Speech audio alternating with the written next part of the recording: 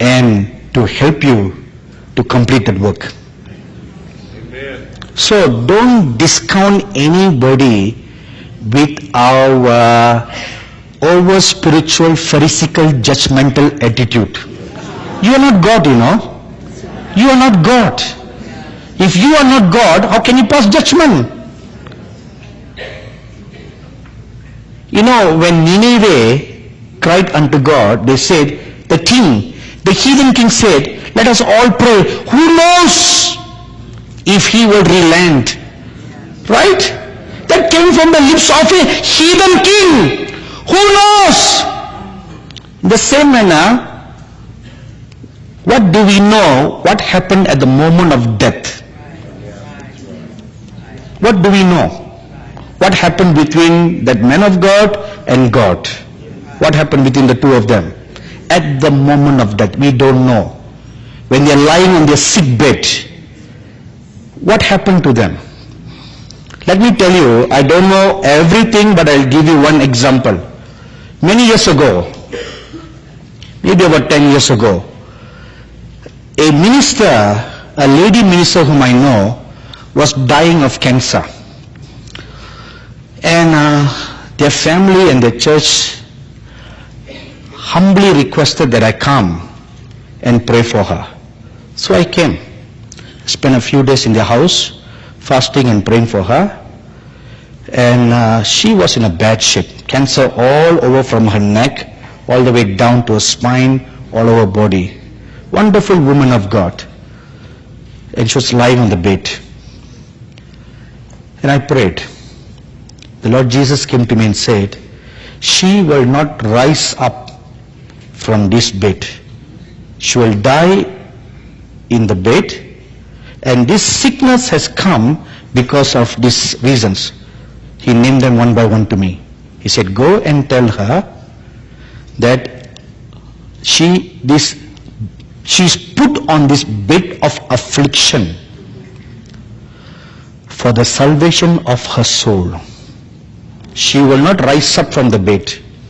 She will die, but her soul shall be safe.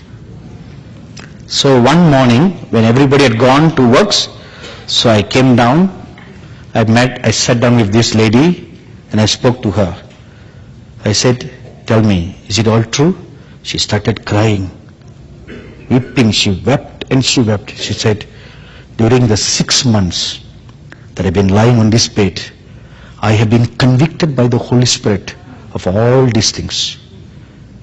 See, that is God's mercy, you know. Great mercy. If He didn't do that, even the soul will end up in hell. So He put her on the bed of affliction and He dealt with her sins. So I spoke with that woman. I said, all right, since you already have that conviction, now this is what you do. So I went through the manual with her. What the Lord told me, you know. I said, after that, tomorrow I will come and pray for you. So she went through crying out the whole night. The following morning when I came to see her, her face was brightened up. I said, are you ready now? She said, yes. So I prayed for her, a prayer of total forgiveness and restoration of her soul. Shortly after that, she died peacefully. She put on the bed of affliction. Now, from an external point of view, the church or others, what would they have seen? Oh, this wicked woman, because of this sin that you did, because of that sin you did, that's why you have been put on the bed of affliction, that's why this cancer came, you are doomed to hell. Probably, right? But that's not the picture from heaven. That's not the picture from heaven, you know. Another time, there was this church elder. This was in India. This was the first case I encountered. He was dying. And the family wanted me to come and pray for him, to raise him from the dead. He was dying, you know. So I went to his house. He was on an oxygen tank. You know, have you seen dying people breathing their last? He was just like that.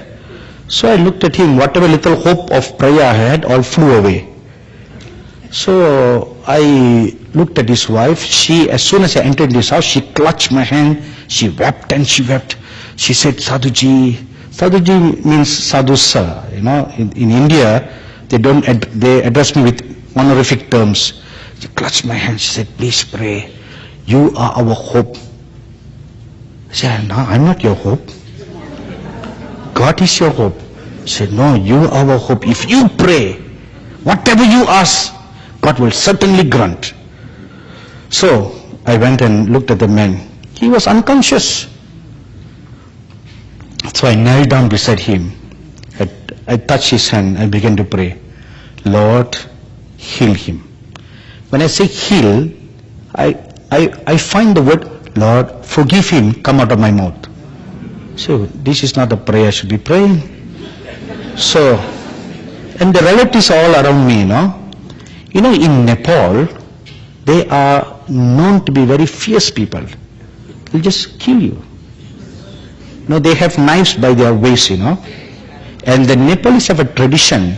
If they take out the knife, it's called a kukri. Everybody say kukri. When they take it out, they will not put it back into the shield without blood smeared on the kukri. That's their tradition. So you don't want that. Now I'm surrounded with all the relatives, And they all could understand English. That makes it worse. So I prayed again. I told myself, look, I'm here to pray a prayer of healing, not a prayer of forgiveness. So I tried to remember all the healing scriptures. So I prayed again. With all these healing scriptures in my mind, Lord, heal him. Again I found the word, Lord, forgive him, come out of my mouth. So I turned and looked. So I prayed. Third time, Holy Spirit, you are teaching me wrongly.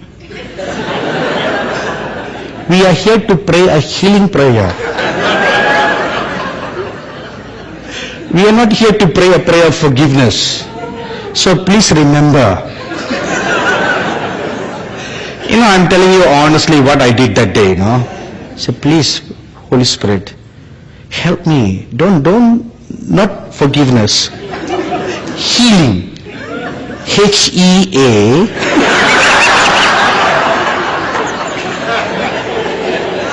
So I wanted to make sure that we understand each other, So I said, do you understand, sir?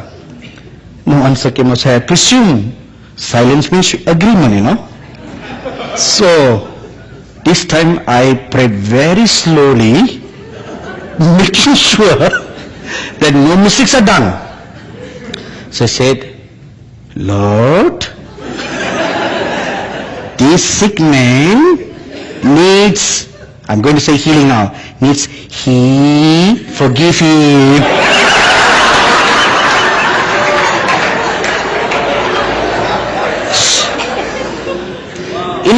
The third time, I felt the word forgive thrust into my mouth. Wow. Literally, thrust into my mouth, and the word forgive came out of my mouth. So I thought something is wrong somewhere. The problem is not with me. The problem is not with the Holy Spirit, because I spelled out healing.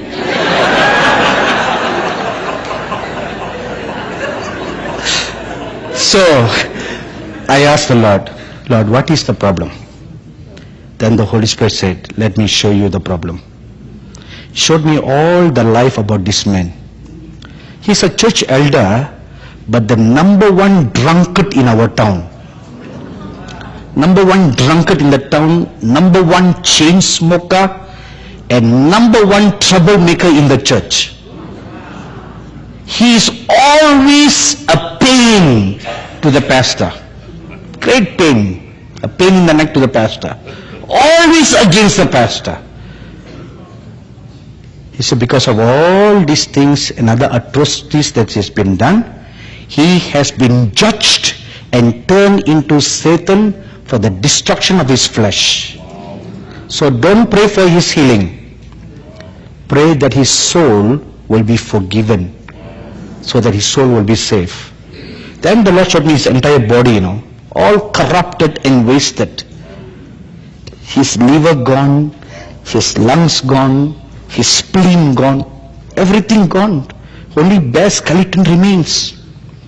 So I described all these organs one by one. I prayed for healing, Said, Lord, heal this body, heal the body. His wife, who saw the x-ray, she later on asked me, how do you know all this? You prayed as if you had seen the x-ray. I said, I did, with my spiritual eyes. So after I prayed over, and the Lord told me, within 3 days he will die. So I left. I didn't tell the good news to the family, And 3 days later he died. But his sins were forgiven him. However, the town does not know this other part. The image of the town folks about him is, he's a wicked guy. He will certainly go to hell. That's the image. Because the church people know what a rotten life he lived. They know about his drinking habits. They know about his smoking habits. They know about all his sinful, lustful, sexual vices. So he's doomed to hell. But that's not how God sees. You can never understand the grace of God. That how it reaches out. The love of God. The height, the depth, the length and the breadth. Who knows? Who can understand all that? So who are we to judge that William Branham did not make to heaven? Or A.A. Allen did not make to heaven? Jack Coe did not make to heaven? Who are we to judge all that? You're not God. Are you? If you are no, let's zip it.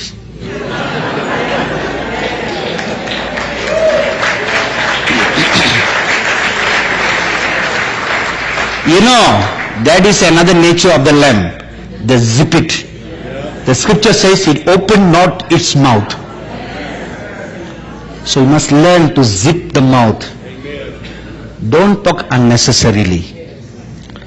Don't talk. There is much sin in the multitude of words. Very specific.